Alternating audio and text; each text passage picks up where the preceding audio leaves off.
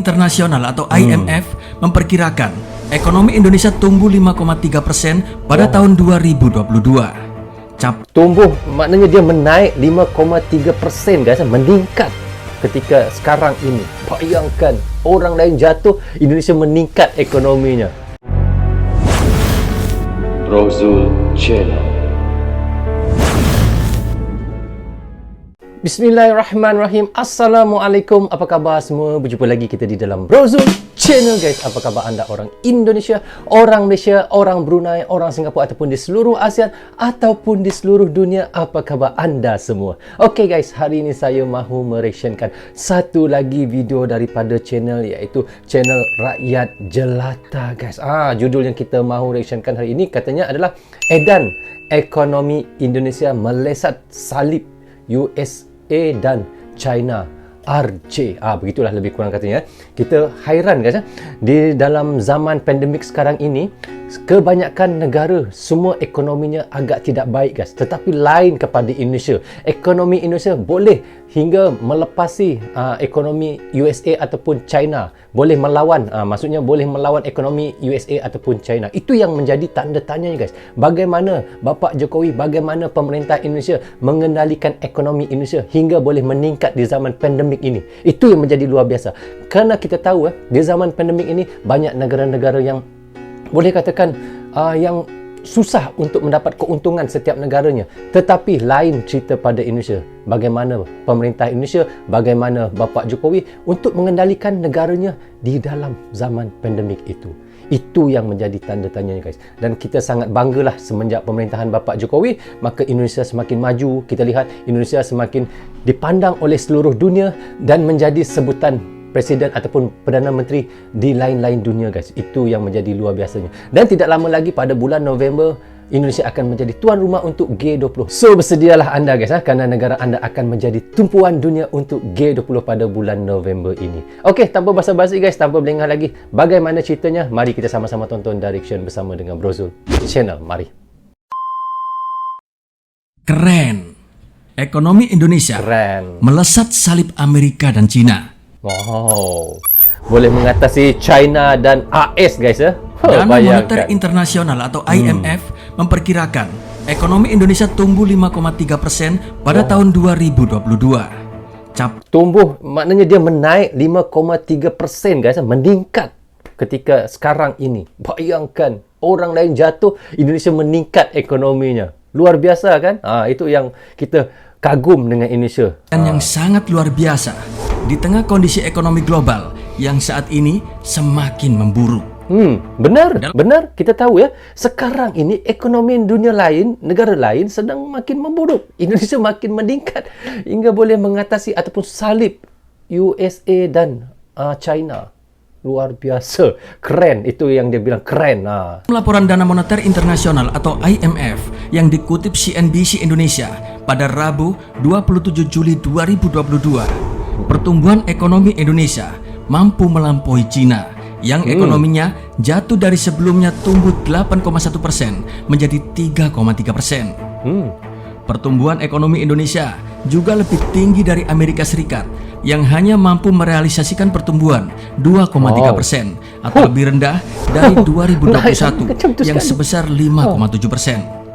Laporan IMF juga senada dengan yang disampaikan oleh Bank Dunia atau World Bank, di mana Indonesia dilaporkan akan meraih pertumbuhan ekonomi 5,1%. Ini iktiraf daripada Bank Dunia guys ya.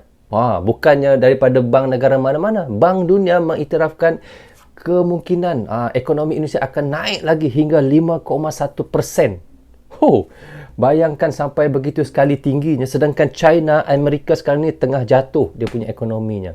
Itu adalah negara-negara yang orang boleh katakan seperti China negara yang hebat di dalam segi ekonominya, perkembangan dia punya perdagangannya.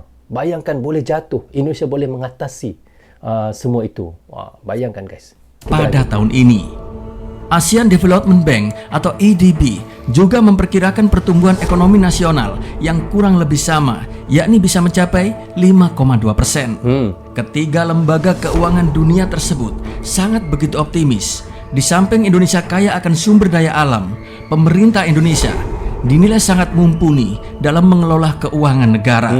Bayangkan. Indonesia bahkan lebih maju pesat mengalahkan dua ekonomi raksasa dunia, yaitu China dan Amerika. Raksasa dunia itu seperti yang saya bilang tadi kan guys. Indonesia bisa mengalahkan ekonomi raksasa dunia. Siapa lagi raksasa dunia ekonomi? China dan AS. Takkan kita tak tahu kan? Itu negara yang paling hebat ekonominya. Yang paling orang kata kalau dalam dunia ni China tu adalah negara yang terhebat ekonomi dia. Sedangkan Dana Moneter Internasional atau IMF menunjukkan Amerika Serikat tidak lama lagi pun akan resesi. Resesi ini makin nyata pada tahun 2023. Itu dikarenakan pertumbuhan ekonomi Amerika yang stagnasi. IMF mencatat aktivitas ekonomi global nampak melemah signifikan, yaitu pada paruh kedua tahun ini. Sebagian besar prospek ekonomi negara maju untuk periode 2022 juga dipangkas. Dana Moneter Internasional atau IMF menyebut risiko resesi membayangi perekonomian dunia tahun depan. Probabilitas pun meningkat di sejumlah negara maju.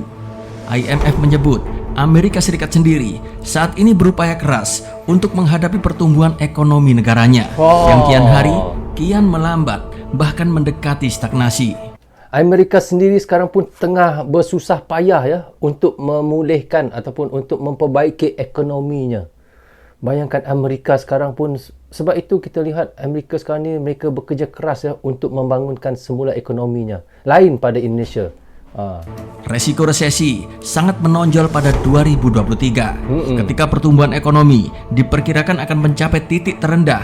Tabungan rumah tangga yang terakumulasi selama pandemi pun kian menurun, dan bahkan guncangan kecil saja dapat menyebabkan ekonomi terhenti, kata IMF dalam laporan terbarunya dikutip pada Rabu 27 Juli 2022. Pertumbuhan ekonomi dunia tahun ini diperkirakan sekitar 3,2% setelah revisi 0,4% dari perkiraan pada April 2022. Pertumbuhan tahun depan pun akan melambat ke 2,9% setelah terpangkas 0,7%. Sebagian besar prospek ekonomi negara maju untuk periode 2022 juga terpangkas. Ekonomi Amerika Serikat diturunkan 1,4%, zona Euro 0,2%, Inggris dan Kanada 0,5%, Jepang 0,7%.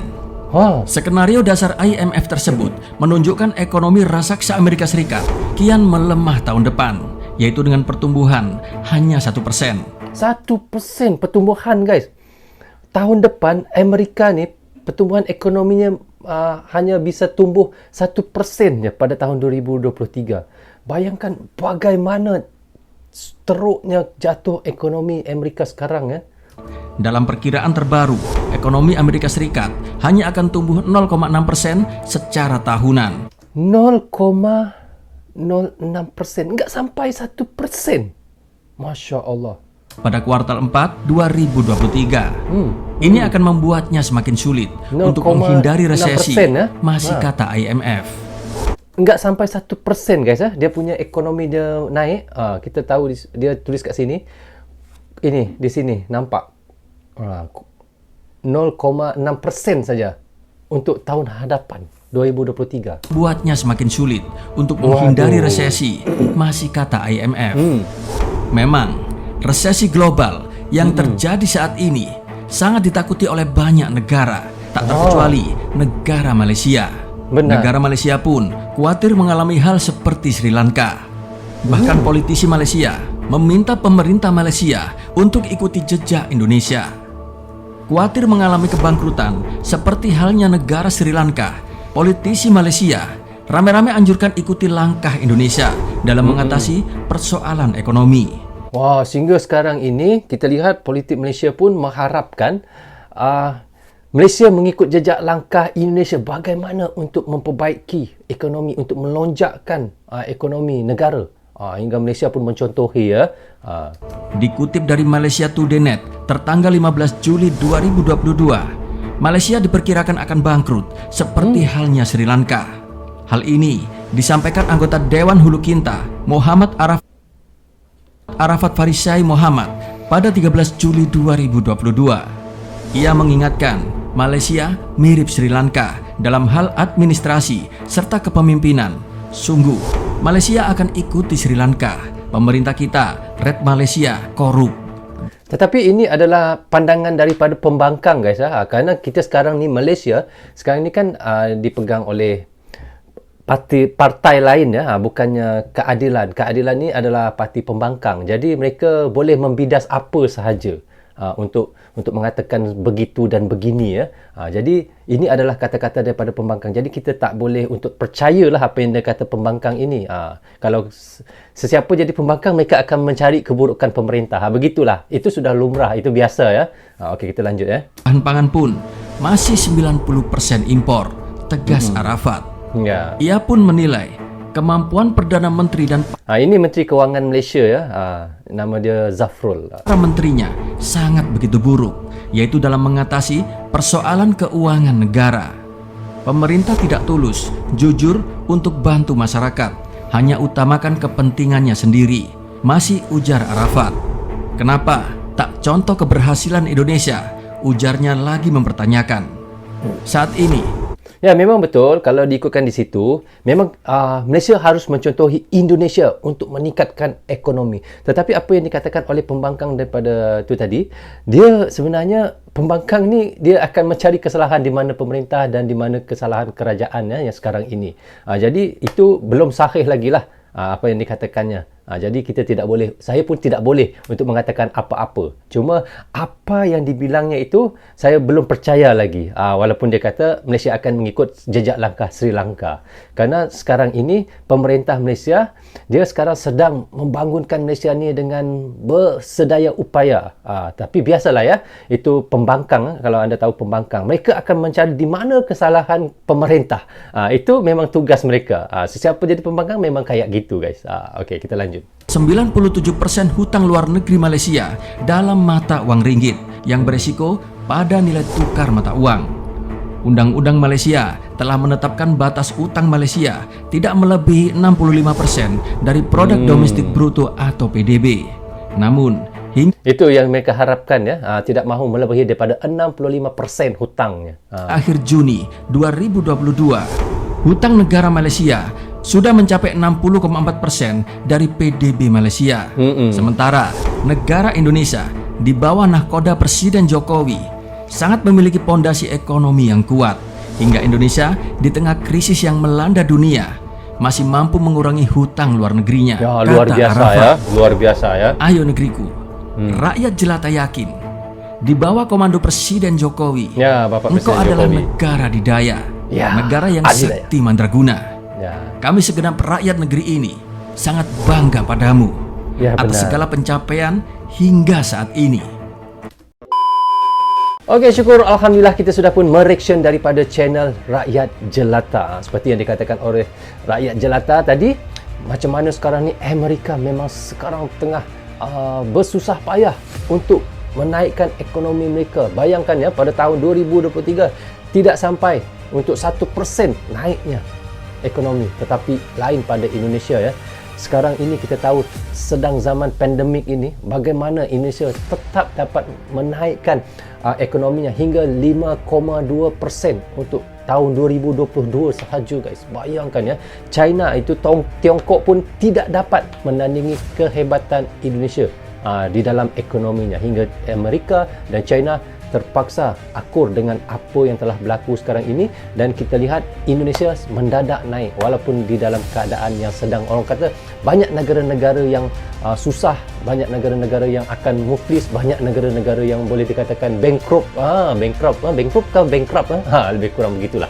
Tetapi Indonesia lain, mereka dapat menyediakan ataupun dapat menyelesaikan masalah-masalah ekonomi itu. So okay guys, sampai di sini saja untuk reaction sekali ini. Semoga manfaat untuk kami di Malaysia dan untuk anda di Indonesia juga. Jangan berhenti menyokong Brozo Channel.